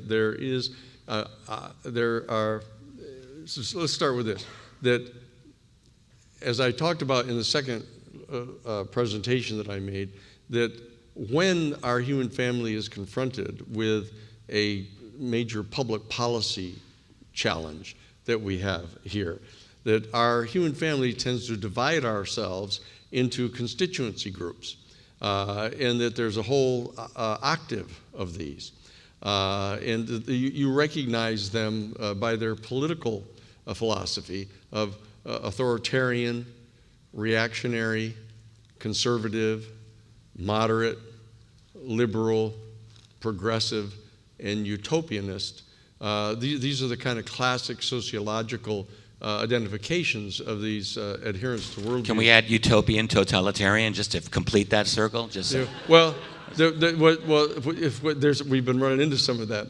But what I'm saying is that what we need to do is we need to try to get all of the adherents to these particular worldviews coming forward in participating in this discussion. And what's happened is up until this particular point, there's been a perceived dialectic going on between the quote UFO community and the national security state community, and that each of them are caricaturizing each other. I mean, I've been in conversations with participants in both groups, and the UFO community tends to view all the people in the national security state stuff as fascists, as either authoritarians or reactionary Nazis. And the people inside the national security state infrastructure tend to view the UFO people as tinfoil hat loonies, and that is not constructive. And that is not really the dynamic that is engineering these developments of the revelations that are taking place. What's going on is there are participants within the national security state who are true authoritarians, and they're true reactionaries, but there are a lot of rather traditional conservatives that are in there, and actually a number of moderates that are in there. Quite rarely do you run into very advanced people in the military who consider themselves to be liberals. It's not an environment that is particularly conducive to that. And there's virtually no progressives. And so there's a threat of it looking like it's kind of a dialectic between everybody to the left of center and everybody to the right of center, but that's still just a false dialectic. So what I'm saying is that what I've seen happening is that these events of today that have taken place are really going on between elements in the national security state infrastructure that are basically conservative and moderate, working in some kind of tension to the people who are really reactionary. There's very limited number of raw authoritarians that are even in the military. They tend to weed those people out. So that the dynamic that's really going on is between the reactionaries who are dedicated to wanting to have an adversary in whether it's Russia or China. They want to be able to develop these just as weapons and keep them secret. But the conservatives and moderates are aware of the fact that this needs to be shared and that they're over protecting this information. And so the people that you're seeing coming forward today in these articles are comparatively moderate people inside the national security state infrastructure. Now, they themselves don't want everything just thrown out on the table, like Alan was suggesting, and I know that that Linda Moulton Howe was suggesting. That was, look, let's just drop it right on everybody and just let everybody get stunned and shocked and recover from it. That they don't believe that that's the best way to go, and I don't think that most liberals would want that to happen. I think that even most progressives would be somewhat circumspect about doing that. It may be kind of a utopianist vision to do something like that, but unless a utopianist vision, in my judgment, has a metaphysical, philosophical, and even theological grounding of what the alternative worldview is going to be for people to adhere to, it's going to be very disruptive and dangerous, I think, for people to get carried away about just splashing all of this right on top of everybody. So we're going to have to participate responsibly in this discussion of how we roll out this information. That's my opinion. So I think that we have to do it that way, and that's what you see happening here. This is a fairly moderate rollout that's starting here today. Since we are a very litigious, I believe is in their name, Pardon? society. We are a litigious society. Litigious. Litigious society, yes. You know, you guys, lawyers. Yeah. Since it seems that there'll be a lot of digging and investigations involved with this whole process, especially because of today, will not the information, if it's released by the government that they have covered up certain things, yes, does that give the people who are damaged, whose careers have been destroyed, does that give them standing to process, to bring in the legal litigation? You know what I'm saying. One of the challenges is that the federal government that was created by the Constitution in 1789, and then with the amendments in 1791, even though they postured and insisted that they were eschewing and pushing away the desire to be monarchs and sovereigns, they did retain the right of sovereign immunity for the government. And that if, in fact, you believe that there's an official policy going on inside the United States government and engaging in inflicting any kind of damages against individuals, they're going to initially invoke the doctrine of sovereign immunity, okay, and say that sui sponte, that they don't have to acknowledge anything, they don't have to grant standing to anybody to sue them unless you can get in under the umbrella of what they call the Federal Tort Claims Act. The Federal Tort Claims Act is a statute that was passed by Congress that says that if in fact you are damaged by activities of people inside the government that are acting within the scope of their authority, you can file a lawsuit under what they call the doctrine of respondeat superior. Is that, like, for example, if someone driving an army truck down the street runs over your kid, you can sue them like you could sue anybody else, except you can't get any jury and you can't get any punitive damages, and you can't get anything except the financial money that you lost. No such thing as just, you know, a mean and tortious activity. So it's a very limited source of relief, and they only cover the kind of garden variety common law types of tort offenses. So that if you're arguing, for example, in the Iran-Contra case, where we filed a major federal criminal racketeering act lawsuit against the people in the enterprise, all the people that we named were people who were retired and no longer functioning as government officials. And so if you were to do that, in this case, most of the people who engaged in the kind of heinous conduct that we're talking about here were functioning in their official government capacity.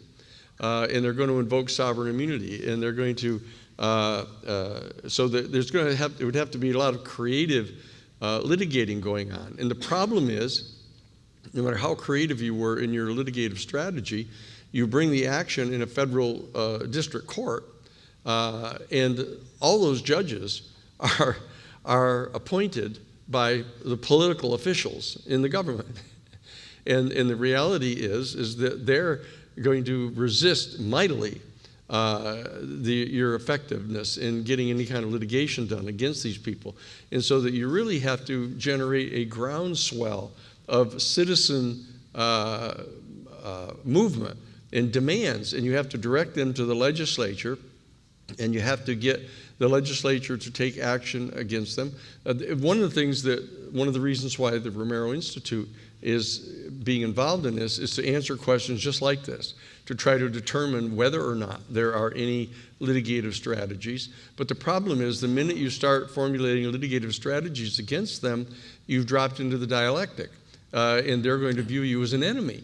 And you aren't going to be able to get any kind of cooperation from them. You aren't going to get any kind of reasonable response on their part. And so that it's basically self-defeating to try to start that line down, because you don't ever have any realistic expectation the judicial system's going to do anything about it. But it's something that needs to be contemplated. But we don't want to burn all of our bridges into the Congress, into the legislature. In the Karen Silkwood case, for example, Peter Stockton, who was the congressional investigator in the case, said, "Oh, the minute you guys file a federal lawsuit, you know, Congress isn't going to have anything more to do with this. Yeah. Congress is not going to continue functioning and to do things that might benefit you in your private litigation. So they're not going to do it." So I would not recommend the litigation route at this stage. Just to add in support of that, I remember getting an email about a decade or more ago from some man who was deep on the inside, and he said, "I just read your book, After Disclosure. Good book, but you are missing the importance of all of those of us who know a great amount of information." He said, "We are never, ever going to give up any information about this unless we know that we are going to be immune from any kind of prosecution." And that's something, you know, I've always thought about. Once you start litigating, like, there's not just government people who now have whistleblower protection with Arrow, but there's a huge number of military contractors, defense people in the industry, and who probably have crucial information that we will want to have. And we have to make the government, the people will have to make a decision. How punitive do you want to be if you want to get certain information you need? So there's that. Yeah, we have to look to the South Africa, solution of setting up these councils to try to figure out how to negotiate our way through this thing. Hello, so I'm the founder of a couple startups, and one of them is called the Consciousness Project, where I'm researching different aspects of consciousness with the mission to uncover the truth. And one of the platforms that I have been surprisingly mind blown with the content on there has been TikTok. And now, I mean, there's millions of whistleblowers on that platform, and now the government wants to ban it. And I mean, just on Facebook alone, I go to Facebook jail all the time. So my question for you is, what are your thoughts on the government's mission to ban freedom of speech, and what can we do about it? Well, that's extremely important. When the brouhaha started about all this stuff around the platforms and people being, canceled and thrown off Facebook and banned from Twitter and all of that stuff that's been going on, the whole cancel culture thing, Obviously, I started getting lots of inquiries and phone calls, and have had conversations with any number of people that have been canceled. And the bottom line is that I'm in this kind of peculiar position because I actually litigated the case for the New York Times against the Jewish Defense League. The Jewish Defense League, Meir Kahane, brought an action against the New York Times back in 1973. 72 it was. The Meir Kahane sent in a full page ad in the New York Times, just pissing on Leonard Bernstein, who was the conductor of the Philharmonic Orchestra in New York City, because he had given a contribution to the Black Panther Defense Fund in the Panther 21 case. I was at the firm that represented the New York Times. I also happened to have been one of the defense attorneys for the Panther bombing conspiracy defendants, and so I was in kind of an interesting position there. So I ended up doing the litigation and took the position that the New York Times, as a matter of First Amendment, had a right to decide whether it was going to publish something like that or not. You know, that they couldn't be compelled. They weren't like a television station or a radio station where they were limited bandwidth, where the federal communications law could give the government jurisdiction to regulate the content of televisions. Shows that they could have a fair comment rule or an equal time rule that they had in television and radio. And so that I argued that the New York Times had a First Amendment right to reject any requested public part of their publication, which we won, correctly so. On the other hand, I got approached by Bobby Kennedy Jr. and others who had been canceled off Facebook and asked if I would help litigate the case against Facebook and others. And that you dig down into this thing and really understand that the United States Congress has passed a law, a public law, it's 230. Public Law 230, it has an A and a B part. In the A part, it said, because of the extraordinarily important interest that our people have in having open conversations and dialogue on this new technology of the internet, what we want to do is we want to pass a special law exempting these platforms like TikTok and Facebook and Twitter and the others that are on the internet, exempt them from the normal rules of legal liability for libel and slander. Because the rule was, under common law, any publication or republication of a libel or a slander, that the publisher is legally liable for multiplying that libel or slander. And so that it would have made it impossible for the platforms to carry open banter back and forth between people and among people. The chats, they wouldn't have been possible because anytime anybody said something, you know, calling someone other some kind of a name or accusing them of something, they would be equally liable. And so the Congress came together and they passed Public Law 230, and Part A exonerated the platforms from the normal common law standards of legal liability for libel and slander. But however, they put in a Part B, and they said, in light of the fact that we've extended this important, unique privilege to you in this exemption from the normal operation of the common law laws of libel and slander, we want to make it clear that you have the authority to choose to censor the following areas. Number one, any kind of child pornography. Number two, any kind of gratuitous, gross violence. Number three, any areas that would normally be considered to be obscene. Number four is anything that you personally find to be offensive. And then number five is said, anything that you decide you don't want to publish, even if it's otherwise protected under the First Amendment. Okay, so what you had is a statute basically telling a group to whom they had extended the unique privilege of being exempt from the application of the rules of libel and slander, explicitly authorizing them to censor First Amendment protected speech. And they were being, quote, allegedly given this authority by Part B of Public Law 230 by the federal government. Now, one would normally think that that's government action in clear, raw form, of the government taking action to censor information. The reality is, under the previous case of the Jewish Defense League versus the New York Times, they had that right anyhow. Okay? And so the government wasn't giving them anything, except what it was doing is it was signaling them that they wanted them to censor this stuff. And then what you got on top of that, in these particular cases, you got government officials like Nancy Pelosi, who stood up on the floor of the House of Representatives as the speaker and said, you people that own these platforms had better be really responsible, and you'd better exercise really careful judgment about what you allow to be on your platforms, or else we're going to take away the privilege we gave you under Part A. Now that starts smacking of government action to try to stimulate them into particular areas. And what she did is she made specific reference in that case to the anti-vax stuff. Okay?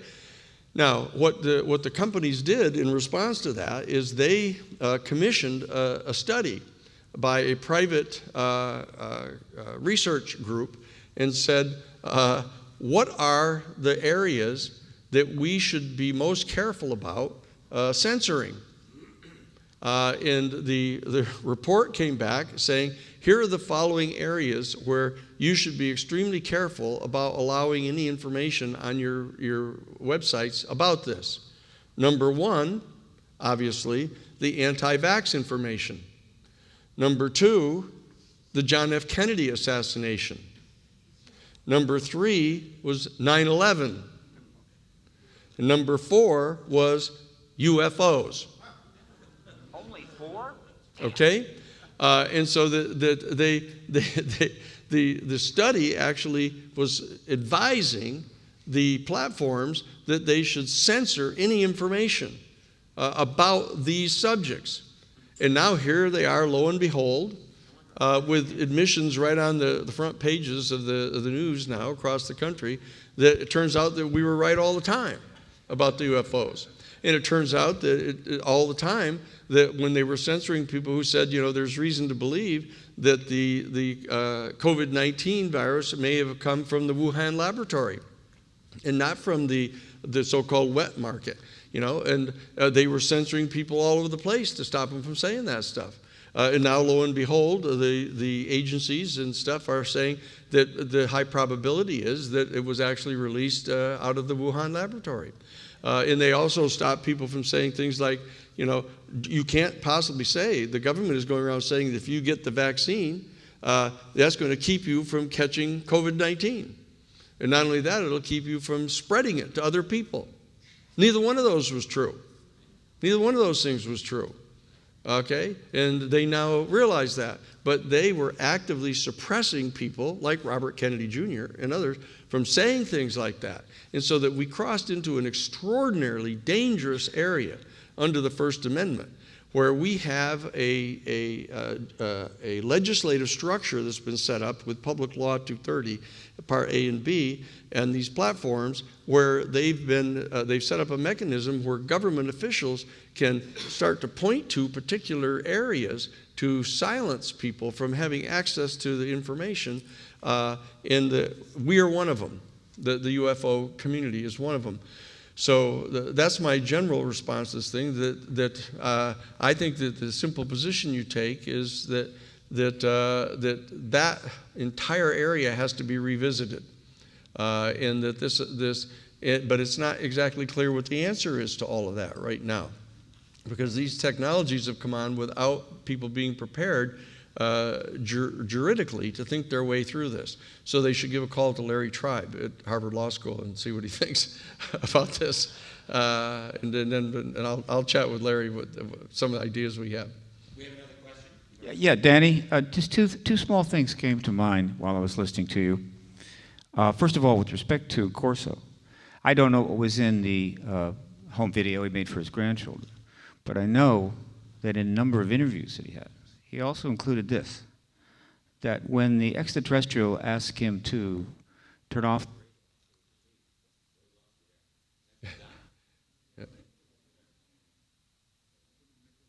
Yeah.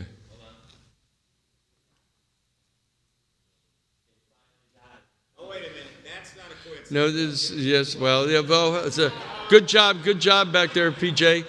Good. We give him the high sign. Did you hear him say out loud? He said, "Wait, did you hear him say that?" He said, "Is that Steve Bassett? Is that Steve Bassett on the line?" And I went, "Yeah, that's Steve right there." Right? No, no. You want, give him this one, or did that reach? Testing. This is not on anyway. We turn the. Oh, it's. There we go. Okay. Look, I knew this would happen. Okay. I think it's pretty funny. No, Corso was asked about this, and in his responses, he said that when the extraterrestrial asked him to turn off the radar so it could leave, Corso responded telepathically, "What's in it for me?" And the extraterrestrial said, "A new world if you can take it." Now, that's a quote from Philip. I think that's kind of cool. And the other thing is, there's a small, well-known maxim that it takes two to make a lie, one to say it and one to believe it. But there's a lesser-known maxim, it takes two to make a truth, one to tell it and one to accept it. And I think we want to keep that in mind as we move forward. Thank you, Stephen. Right. I always thought that Corso alien quote was a borrowing from Ben Franklin, but the alien probably knew his American history. Yes, that's just what it was. They were probably there, right? Very likely, yes. So look, we are at 6:35 now. Because of the kind of special events that have taken place today, I thought it was important for us to kind of focus on these things and to get questions and answers going here. And so I've diverted from the kind of normal presentation that I would have done. It's been eclipsed to some extent. And I know that it's getting late. You guys have been here for a long time. I don't want to protract this thing. I could come up with another half a dozen really important, interesting things to talk about. But I get a sense that people are almost as tired as I am here today. And so if there's another pressing question or two, let's take it and make sure that we cover it before we go to dinner. But let's see if anybody has a couple of really pressing questions. And yes. Danielle Allen Jones reporting for The Vortex. This has been some incredible whistleblower testimony that's been reported on, which may lend to more insiders coming forward. But being that the American public is already somewhat distrusting of its own government, in your view, what may be potential avenues towards producing or in some way demonstrating the possession of these alleged retrieved non-human technologies and materials or bodies to help raise the standard of awareness about this issue in society rather than simply taking their word for it? Well, okay, I think what's getting ready to happen is that Dave Grusch and Carl Nell and Chris Mellon, the people that were quoted in the article today and granted interviews for the article are actively engaged in lifting people up and pushing them toward the Arrow staff to get them to interview them.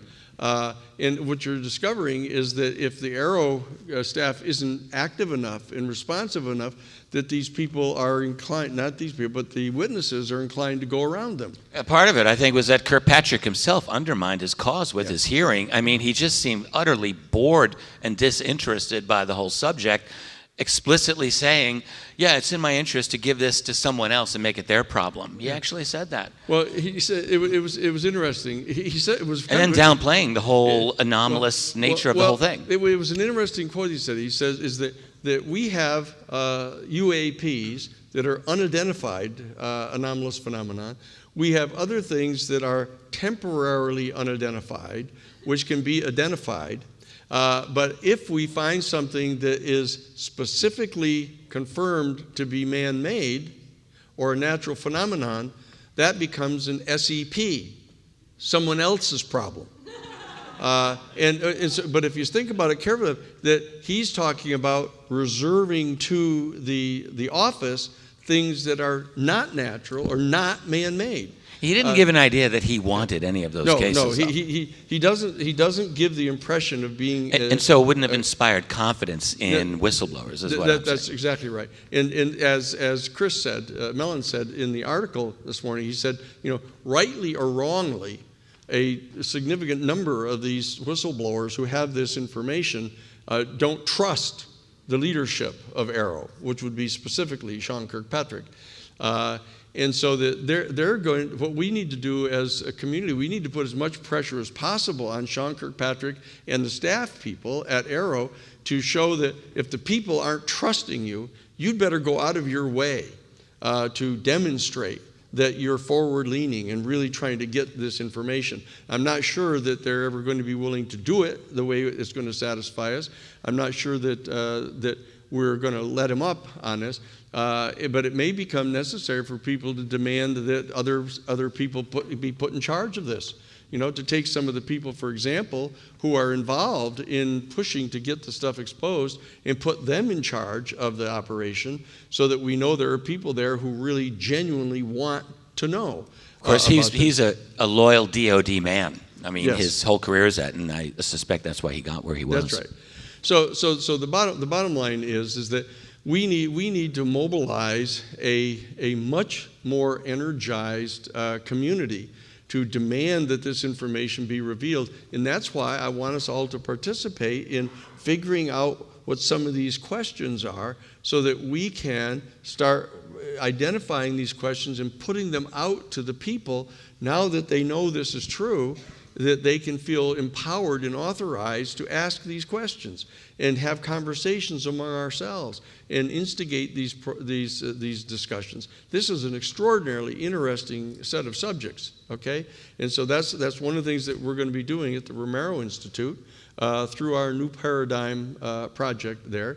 And we're asking for your support. And you can send nickels and dimes to us and help pay for staff people.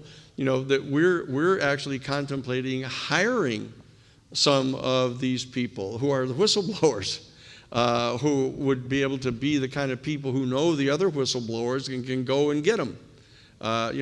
We've done this in the past. We've shown that we are able to do things that some other groups haven't really quite been able to do. And so we want to earn your trust and the trust of the people that are wanting to come forward so that they will come to the Romero Institute and to our New Paradigm project, and we can then bring them to the Congress, bring them to the AARO community, bring them to the media if the others don't respond. That's some of the stuff that we're going to be doing, in addition to trying to craft a new paradigm worldview that actually integrates this information into a system of thinking that our human family will remain valued in our galaxy and not be treated like some primitive island tribe that discovers in 1955 that there's a world out there that they haven't known about, and within weeks their whole culture collapses because they've been so completely parochial and out of tune with the exterior reality around them that they realize that they've been so out of tune with reality that their culture is not worth saving.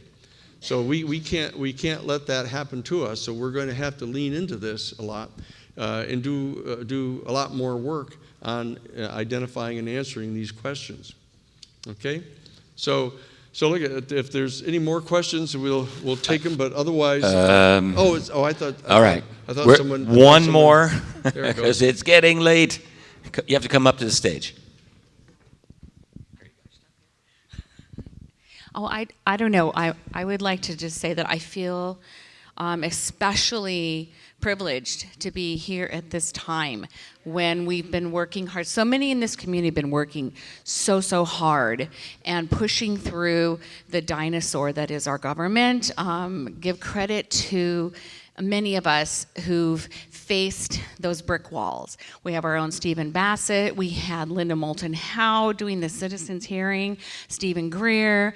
We have the Hertax. We have so many people that have invested years and tons of effort into pushing our government and forcing the narrative to be addressed. So I'm hoping it echoes with you guys, but I want to say how privileged, aren't we? So privileged to be here right now, today. Yeah.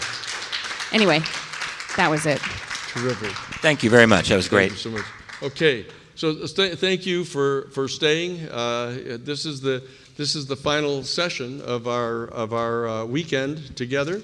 We're deeply grateful for you being there, and I know that you're deeply grateful for being part of history here today, to have been here so we could play live for you the revelation of the admission on the part of high-level officials that they're in possession of a crashed UFO. Thank you for coming, and we'll see you at the next session of the Contact in the Desert. Good night, everyone. Wonderful. Thank you, Danny. All right. Let's go get something to eat. Okay. Hey, I would be very happy to help in any Oh, way. absolutely. Absolutely. You're top number one. Number one. Okay? I'll talk with you privately. Yeah, we'll do it.